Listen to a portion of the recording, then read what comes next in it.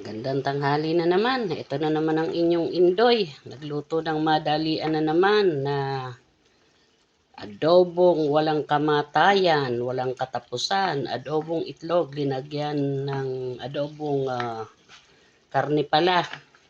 Linagyan ng extender at konti lang ang aking meat.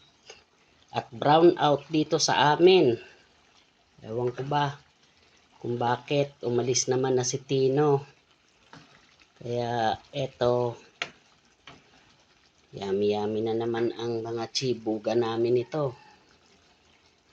Alam ko paborito ng lahat ito. Happy lunchtime, yummy. Chibuga na naman syempre.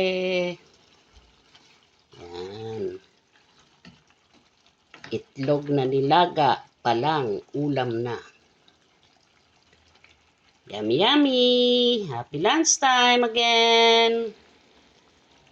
Yan.